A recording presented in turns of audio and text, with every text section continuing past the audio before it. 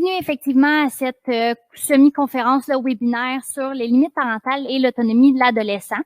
Donc, je vais essayer vraiment de vous présenter là la base là dans les 30 prochaines minutes, un petit peu qu'est-ce qui se passe à l'adolescence, qu'est-ce qu'on peut faire en tant que parent, parce que comme vous allez pouvoir voir, là, il y a beaucoup de changements qui surviennent à cette période pour vos enfants là et en devenir là, adolescents. Donc, effectivement, là, comme Audrey m'a présenté, je travaille au regroupement, puis je suis finissante à la maîtrise en psychoéducation. En fait, j'ai terminé il y a quelques semaines, là, donc je vais être bientôt psychoéducatrice dans les prochaines semaines là, à venir. Donc, tout d'abord, je pense que c'est important de parler des changements à l'adolescence. Donc, non seulement il y a des changements physiques qu'on va plus aborder là par la suite au niveau de la puberté et de la sexualité, mais il y a aussi des changements psychologiques, sexuels et sociaux. C'est au niveau psychologique, on va plus parler des pensées anxieuses, de l'humeur, tout ça aussi. Tu sais, les quatre sphères sont interreliées. Donc, oui, effectivement, les changements physiques comme la puberté peuvent avoir des incidences sur les pensées anxieuses, sur les humeurs, en fait, dépressives. Donc, tout ça, ça a un lien ensemble. Il y a aussi les changements sexuels, en fait, que vos adolescents vivent. Il y en a que c'est un petit peu plus rapide, il y en a que c'est un petit peu plus tard. Donc, il y a des changements sexuels qui surviennent avec la puberté pour des enfants qui ont 12 ans, tandis que d'autres, ça va aller plus à 15-16 ans, mais c'est sûr que tous ces changements-là vont avoir des liens aussi avec les hormones, donc qui peuvent expliquer en partie, là, pas au complet, mais qui peuvent amener une explication au comportement de vos adolescents qui peuvent changer avec l'âge, là, en fait. Puis finalement, les changements sociaux, c'est vraiment la clé au niveau de l'adolescence où que l'adolescent recherche constamment la quête de ses amis, la quête de liberté, la quête d'indépendance. On va en parler plus tard un petit peu avec l'autonomie, mais c'est vraiment des adolescents où que les amitiés deviennent très, très, très importantes pour eux. Puis un peu comme qui est inscrit dans le PowerPoint, là, c'est sûr que tous ces changements-là vont amener un changement de perception par rapport à lui-même, par rapport aux parents, par rapport à ses repères, à ses valeurs et à sa gestion des émotions. Donc, si vous voyez ce genre de changement-là, c'est normal aussi que vos enfants vont y répondre par des comportements qui vont être différents. Donc, effectivement, qu'est-ce que l'autonomie? Là, je prendrais des mains, mais malheureusement, heureusement aussi, là, on est en virtuel, donc je vais juste enchaîner. Donc, l'autonomie, en fait, c'est vraiment la capacité de répondre à ses propres besoins pour l'adolescent et le fait aussi d'assumer ses décisions-là en tenant compte non seulement de son entourage, mais aussi de son environnement. Fait que les 4 mots-clés, vraiment, c'est un affranchissement, une autogestion, une indépendance et une liberté. L'indépendance et la liberté, c'est vraiment ce qui définit le plus l'adolescence, la quête d'autonomie, parce que vos adolescents sont en recherche constante de ces deux points-là. Donc là, je pense que je vous apprends rien, mais c'est des choses comme laisse-moi faire ce que je veux, je sais ma vie, je vais décider. Ben ça l'apparaît beaucoup à l'adolescence pour en partie ces deux raisons-là. Donc, c'est sûr que l'enfant qui va devenir adolescent ou l'adolescent qui grandit cherche un peu un principe d'individuation. Donc, il souhaite être un être humain à part entière. Donc, il veut vraiment faire ses propres choix, il veut avoir ses propres valeurs, ses libertés, etc. Puis, ça va amener votre adolescent à se séparer de vous tranquillement, pas vite. Donc, on le sait que ce détachement que votre adolescent peut faire envers les parents, mais c'est très confrontant pour vous parce que, tu sais, on a parlé des changements qui étaient physiques, sociaux, sexuels et psychologiques. Ben ça amène les adolescents en fait à aller chercher cette liberté-là, cette indépendance-là. Donc effectivement, si on comprend pas trop qu'est-ce qui se passe, puis notre adolescent nous dit juste laisse-moi tranquille, je veux faire mes choix, mais ça devient très confrontant pour nous. Donc c'est vraiment dans le fond mon but c'est vraiment de vous amener à comprendre que ça fait partie normale un peu de leur développement. Donc, on a beaucoup entendu le mot la crise d'adolescence. En fait, c'est plus ou moins réel. Là, c'est plus un mythe, en fait, à cause des changements, de la quête de l'autonomie, de la quête de liberté, d'indépendance. les adolescents vont changer. Donc, c'est pas nécessairement parce qu'il y a une crise de l'adolescence, c'est plus dû à ces changements-là. Puis, il y a des adolescents qui vont avoir développé plus de problématiques, de difficultés que d'autres aussi, mais on parle pas nécessairement d'une crise de l'adolescence.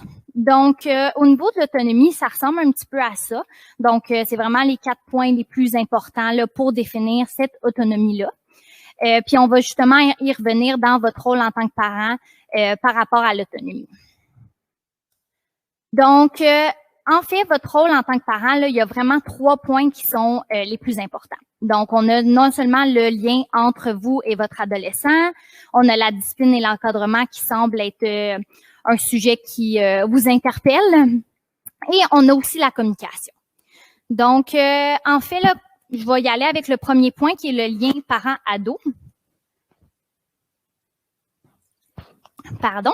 Donc, effectivement, le lien parent-ado, le premier point, c'est le lien d'attachement. Donc, si vous avez un lien d'attachement qui est sécurisant avec votre adolescent ou votre enfant qui s'en va vers l'adolescence, en fait, c'est un facteur là, qui protège au niveau du respect de l'encadrement et de la discipline. Donc, le fait d'avoir un lien qui est positif avec son enfant ou son adolescent, ça fait en sorte que en fait, l'ado va être beaucoup plus enclin à respecter vos règles et votre cadre. Donc, je vais en parler un petit peu plus dans les comportements, mais je vais y revenir sur le lien positif aussi. Donc, c'est pour ça qu'on parle vraiment d'un lien d'attachement qui doit être positif avec l'enfant et sécurisant. Donc, l'aspect aussi sécurisant, ça vient rejoindre où que vous répondez aux besoins de votre enfant, de votre adolescent, que vous êtes une figure qui est stable pour lui, vous êtes une figure où que quand il y a des défis ou des difficultés, il peut venir vous voir aussi. Ça fait toute partie du lien d'attachement. Donc, il y a cette partie-là, mais il y a aussi des comportements qui peuvent favoriser votre lien entre vous et votre ado. Donc, c'est sûr que je vais vous en nommer quelques-uns. Là, c'est pas exhaustif, c'est pas oui, vous allez faire ça, c'est automatiquement que vous allez avoir un bon lien avec votre adolescent. Ça dépend vraiment de chaque adolescent, mais c'est sûr que c'est des petits trucs qui aident à développer justement ce lien positif. Un peu comme je l'ai dit tantôt, tu sais, quand votre adolescent s'éloigne de vous, se détache un petit peu, ben c'est beaucoup le lien qui va aider à rétablir cette relation-là, puis à vous sécuriser aussi sur le fait que mon ado se détache, mais c'est normal parce qu'il est en quête d'indépendance, il est en quête de liberté et d'autonomie. Donc, vraiment, au niveau des comportements qui favorisent une relation positive et de respect avec votre adolescent, on essaye le plus possible d'éviter les discussions lors de moments de colère. Donc, votre enfant, votre adolescent est en crise, ça sert à rien d'essayer de le raisonner, ça sert à rien d'essayer d'avoir une discussion, puis viens me parler, puis ci, puis ça. C'est comme les tout petits, là. C'est sensiblement la même chose, où que s'il y a une crise de bacon, on commencera pas à faire un gros dialogue avec l'enfant. Donc, avec l'adolescent aussi, c'est de lui laisser son moment, en fait, là, de vivre ses émotions, puis de revenir sur la situation avec lui par la suite. Un autre point aussi qui serait important, non seulement de pas commencer à aller dans les monologues là, lors de moments de colère, c'est important aussi de impliquer vos adolescents. Donc, tu sais, tantôt, on a parlé d'indépendance, de liberté, de vouloir faire ses propres choix. Tout ce qui est impliqué l'adolescent, dans les règles, dans les conséquences aussi. Là, on va en revenir sur la discipline et l'encadrement, mais donner le choix à l'adolescent, demandez-lui son avis. Prenez pas pour acquis que c'est un tout petit ou que vous pouvez décider des règles ou de la structure pour lui.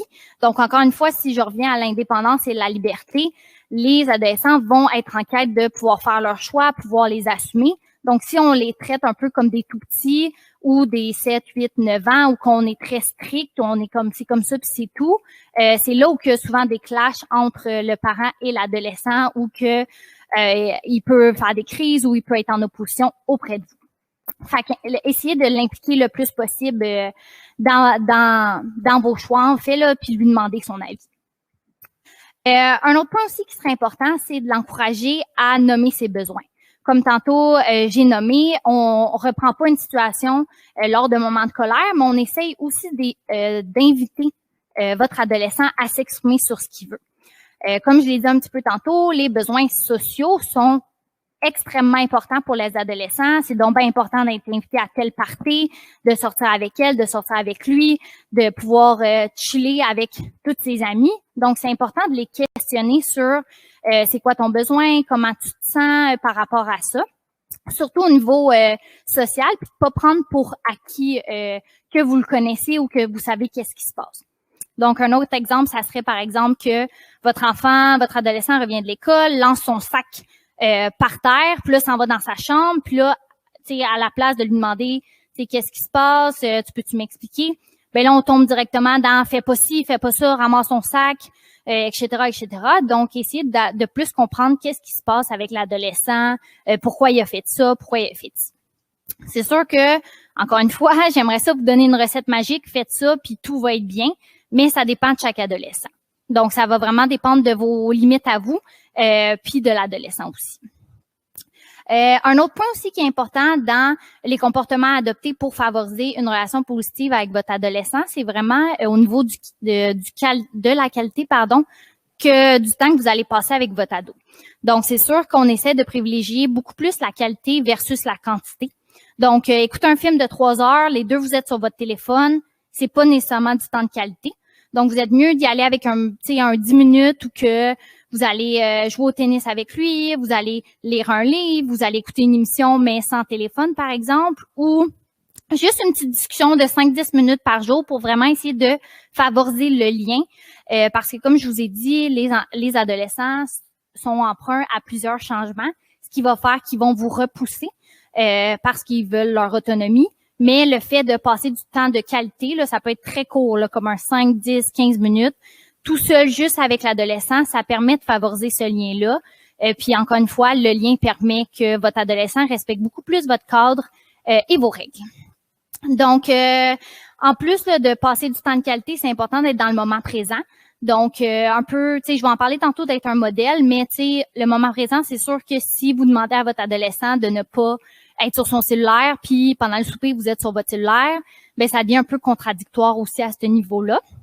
Ou comme j'ai dit tantôt, là, écouter un film, mais être sur son cellulaire, puis l'adolescent aussi, ça revient au fait qu'on n'est pas dans le moment présent avec son adolescent ou ses adolescents. Il y a 2 autres points. En fait, ça serait aussi important de respecter les limites de l'adolescent et son besoin d'intimité. Donc là, ça, je pense que je vous apprends rien, mais tu sais, l'adolescent va émettre de plus en plus de choix, va vouloir assumer les conséquences de son choix, puis vouloir dire oui, moi je le sais, non, toi tu sais pas. Puis les parents, on va avoir tendance à vouloir protéger selon notre expérience, mais c'est important de respecter les limites de l'adolescent puis de lui en parler. Donc voir, tu sais, c'est quoi tes limites, qu'est-ce que t'aimes. Encore une fois, ça revient un peu à lui demander son avis. Puis les besoins d'intimité, tu sais, juste cogner avant d'entrer dans la chambre, juste demander, tu sais, est-ce que t'aimes mieux que je cogne, est-ce que tu veux que je rentre direct. Il y a beaucoup d'adolescents qui leur chambre c'est leur intimité. Donc, en discuter aussi avec eux, puis pas rentrer juste comme ça, parce que là, ça risque d'être un bris à leur intimité. Parler aussi de choses, là, on va en parler plus après la puberté et sexualité. Fait que ça aussi, ça peut être abordé là avec vos adolescents. Donc, ça, je vais le laisser à ma collègue. Et finalement, tout dépendant de votre adolescent, essayez d'utiliser l'humour auprès des adolescents. Ça marche relativement bien, surtout pour dédramatiser des situations. Donc, des choses qui sont survenues, qui sont difficiles. Donc, vraiment utiliser l'humour. Puis, essayez aussi de favoriser la compréhension plutôt que le jugement. Donc, comme je vous ai dit tantôt, d'aller vraiment essayer de comprendre qu'est-ce que votre garçon, votre adolescent, peu importe, vit, plutôt que d'être tout de suite sur une limite stricte de non, tu peux pas faire ça, non, c'est ça la règle, c'est ça. Donc, essayez de comprendre, tu sais, si je reprends mon exemple de tantôt, pourquoi il a lancé son sac comme ça en revenant de l'école? Est-ce que je peux essayer d'aller voir qu'est-ce qui se passe, même si je trouve que c'est inacceptable, même si je trouve qu'il devrait pas faire ça? Ben, essayer de voir c'est quoi derrière ça, en fait, là. Donc, voilà pour ça. Et c'est ça, dans le fond, je viens de rejoindre un peu, là, comprendre la réalité de l'ado.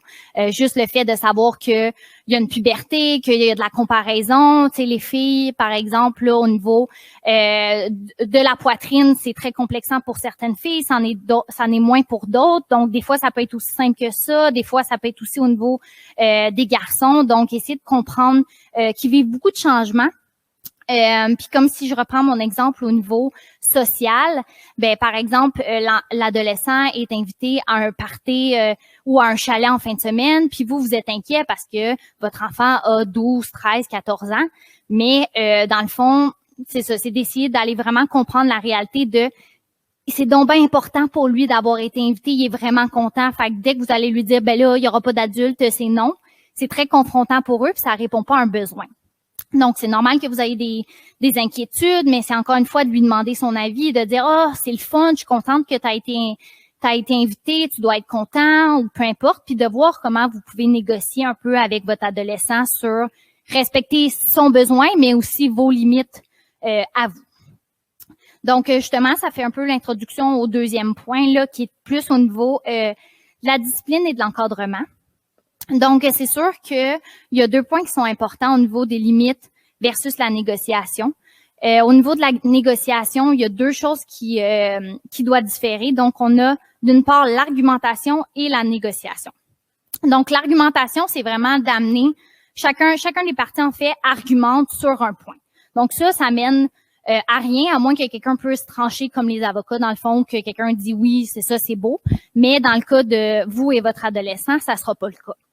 Donc, on évite d'argumenter avec l'adolescent parce que à cet âge-là, encore une fois, ils veulent faire leur choix, ils veulent assumer leurs conséquences. Donc, ils vont être très, très bons pour argumenter. Puis malheureusement, souvent, ça arrive qu'on achète la paix. Donc, il faut faire attention à cette guerre de pouvoir-là, puis plus y aller en négociation. Donc, la négociation, c'est vraiment que chacun amène ses points dans le but de trouver un compromis. Donc, c'est pas dans le but d'argumenter face à l'autre, c'est vraiment dans le but de trouver un compromis. Donc, plus les adolescents, là, je vais vous le montrer ici, puis je vais revenir par la suite, là. Donc, plus les adolescents grandissent, plus ils ont besoin d'avoir de la place pour de la négociation.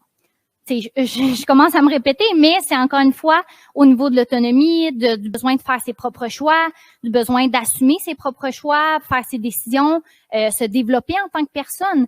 Donc, c'est sûr qu'ils ont besoin de négocier avec vous beaucoup plus qu'on négocie pas avec un enfant de 2 ans. On lui donne des limites, des règles claires et stables, c'est tout. Mais à 18 ans, ben, en montant, là, on le voit que plus on avance en âge, plus on laisse place à la négociation. Donc, si je reviens sur la limite versus la négociation, moi, ce que je vous conseille, c'est vraiment d'y aller la limite versus la négociation. Fait qu'encore une fois, c'est de les impliquer dans les processus de décision, mais de connaître vos limites aussi. Donc, par exemple, vous devez décider des règles à la maison, puis pour vous, il y a 5 règles vraiment importantes. Donc là, ça serait de dire, OK, j'ai 5 règles vraiment importantes, mais sur les 5, j'en ai 3 que c'est non négociable. C'est les 3, c'est tout. On n'en parle plus, là. C'est vraiment mes 3 primordiales. Puis les 2 autres, vous êtes prête à les négocier. Bien là, c'est d'impliquer l'adolescent dans le processus de pouvoir, dans le choix. Écoute, moi, je veux que ces 5 règles-là soient là. Mes 3, c'est vraiment les primordiales pour moi. Ces 2-là, je peux les négocier avec toi. Toi, est-ce que tu veux rajouter d'autres règles? Donc, vraiment leur donner des pouvoirs ou qui ont l'impression de faire des choix, qui ont l'impression de prendre du contrôle dans leur vie et non que tous les adultes autour d'eux décident sans qu'ils peuvent faire de choix. Donc, ça va permettre aussi qu'ils vivent des expériences, qu'ils se développent, qu'ils construisent leur identité. Puis actuellement, c'est très difficile pour les adolescents parce qu'ils sont beaucoup bloqués d'expériences pour se développer, pour apprendre à se connaître à cause principalement de la COVID aussi. Donc, c'est sûr que les adolescents ont besoin de faire leurs expériences. Donc, ils ont besoin de négocier, puis ils ont aussi besoin de se planter pour apprendre parce que malheureusement, pas malheureusement, mais en tant que parent, on essaie beaucoup de les couver, de les protéger pour pas qu'il y ait des conséquences négatives. Mais des fois, les adolescents, justement, en quête d'autonomie, ils ont besoin de faire leur expérience, d'apprendre de ça. Puis même si vous le dites, même si vous essayez de les protéger selon votre expérience personnelle, les adolescents ont quand même besoin de l'apprendre par eux-mêmes, puis d'assumer aussi leur choix, d'assumer les conséquences. Donc, ça fait du sens un peu avec règles et conséquences logiques. Donc, c'est pas parce que votre adolescent est adolescent qu'il y a plus de règles, sauf qu'il y a beaucoup plus de règles pour un enfant de 5 ans que pour un adolescent de 15 ans. Donc, encore une fois, c'est de voir vos limites versus vos négociations. Chaque famille est unique, en fait, donc ça va vraiment dépendre de votre adolescent, de vous. Vous n'avez pas tous le même style parental, donc il y a peut-être quelqu'un qui va instaurer 5 règles, l'autre 10, l'autre 2. C'est vraiment d'en discuter avec votre adolescent pour voir ça. Puis des conséquences logiques. Donc, est-ce qu'on donne des conséquences à l'adolescence? Oui, on en donne, qui sont logiques avec le comportement. Donc, par exemple, si je reprends mon exemple de lancer le sac par terre, donner une copie à l'adolescent pour ça, ça n'a aucun lien avec son comportement. Donc, vraiment, essayer d'aller avec des conséquences qui sont logiques et pas exponentielles non plus. Donc, par exemple, que vous négociez avec votre adolescent. Votre adolescent veut rentrer à minuit, vous voulez qu'il rentre à 8 heures.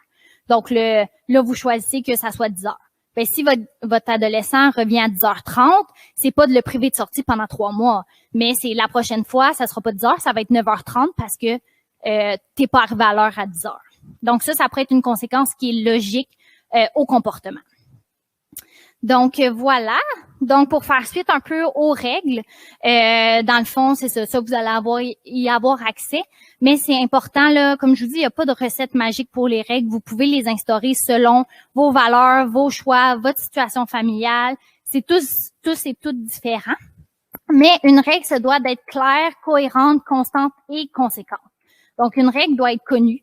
C'est si, par exemple, je reprends mon exemple de 10 heures, ben si la règle c'est 10 heures, l'adolescent devrait être capable de dire oui, je reviens à 10 heures. Et non, je savais pas c'était quoi l'heure. Faut faire attention pour pas qu'il nous en passe des petites vite, mais il devrait être capable de répéter la règle c'est quoi. Une règle doit être cohérente, comme je l'ai expliqué, ça doit être en lien avec le comportement s'il y a une conséquence. Ça doit être constant. Donc, si par exemple, vous décidez que, encore une fois, il revient à 10 heures ou il n'a pas le droit d'inviter tel ami ou pour en fin de semaine ou peu importe, c'est pas là, il vous fait une crise, là, OK, c'est correct, on va le laisser aller. Donc, il faut vraiment que ça soit constant et cohérent selon vos valeurs, selon votre choix de vie, mais toujours la même règle. Donc, si vous négociez avec votre adolescent pour 10 heures, ben c'est toujours 10 heures. Là, c'est sûr que plus il va vieillir, plus il va avoir de liberté, mais on reste constant à ce niveau-là. On change pas les règles parce que ça crée beaucoup d'anxiété chez les tout-petits, chez les enfants, chez les ados quand ça bouge constamment. Donc, toujours la même chose. Et une règle doit être conséquente. Donc, oui, quand une règle est brisée, on applique une conséquence. Comme dans la société en tant que telle, là, si tu vas trop vite, tu as un ticket, ben c'est la même chose. Les adolescents doivent apprendre que quand ils respectent pas une règle, il y a une conséquence. Donc, c'est vraiment, vous pouvez être créatif avec les conséquences, vous pouvez impliquer vos adolescents avec une conséquence. Tu sais, si tu respectes pas, quelles conséquences tu penses qui pourraient fonctionner, puis vous seriez surpris à quel point ils sont bons pour se donner eux-mêmes des conséquences, là, si on peut dire ça comme ça. Donc, vraiment, les impliquer le plus possible dans les processus pour leur donner des choix, des libertés, puis l'impression d'avoir un peu de pouvoir sur leur situation plutôt que de toujours se faire dire quoi faire, ce qu'ils vont vous dire, arrête de me dire quoi faire, je veux faire ma vie, je veux faire mes choix. Ben, c'est comme de leur en donner, mais pas trop. Vous êtes quand même là pour assurer que vous transmettez ce que vous voulez transmettre à vos enfants, mais qui ont quand même un petit pouvoir là-dedans. Et finalement, la communication. Donc, c'est le dernier point vraiment du webinaire aujourd'hui. Là, après, on va parler 2 petites minutes de garde partagée versus s'il n'est pas en garde partagée, en fait. Là. Donc, la communication, c'est vraiment important avec votre adolescent. Donc, les 4 R les plus importants, c'est reculer, respirer, réfléchir et réagir, comme vous pouvez les voir. Donc, tantôt, j'ai parlé d'un modèle. Donc, c'est sûr que si vous voulez pas que votre adolescent vous crie après, mais vous criez après lui, il y a beaucoup d'apprentissage par observation. Donc, les adultes, les enfants, les êtres humains en général apprennent en imitant ou en observant. Donc, si vous apprenez des techniques de communication, puis vous démontrez à votre adolescent que vous êtes capable de prendre une pause, revenir, réfléchir, bien, ça va favoriser beaucoup la résolution de conflits, puis ils vont apprendre de ça plutôt que de répéter puis d'entrer dans une argumentation comme j'en ai parlé tout à l'heure. Donc, reculer. On prend une pause, on parle pas lors des moments de colère. que ça soit lui, tantôt j'ai nommé que c'était l'adolescent qui est en colère, mais même si vous êtes en colère parce que votre adolescent n'a pas respecté quelque chose ou qui vous a mis en colère, bien vous aussi prenez une pause. On recule, on respire, on réfléchit aussi à qu'est-ce qu'on veut aborder. Est-ce que je peux en discuter avec mon adolescent de c'est quoi son besoin, comment ça il me réagit comme ça, est-ce que moi aussi j'ai trop réagi?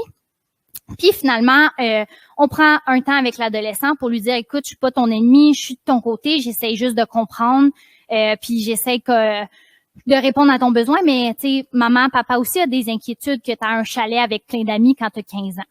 Donc ça peut être des choses que vous pouvez discuter plutôt que lui dire non, tu vas pas à ton chalet, c'est moi qui décide. Donc vraiment essayer de mousser la discussion le plus possible avec eux quand c'est possible. Effectivement, c'est pas toujours possible, mais n'hésitez pas à prendre une pause là, 1 heure, 2 heures, on revient dans 2 jours, laissez la poussière retomber quand c'est trop lourd, puis on repart à zéro. Puis encore une fois, passer des moments de qualité avec l'adolescent. Si je peux conclure un peu là-dessus au niveau de la communication, c'est sûr que si vous, par exemple, c'est toujours négatif, puis on tombe souvent sur la tomate des adolescents parce qu'on a des attentes élevées, parce qu'ils sont comme presque des adultes, mais ça reste que c'est comme des enfants avec beaucoup, beaucoup de changements, qui apprennent à se découvrir, ils savent pas trop qui ils sont.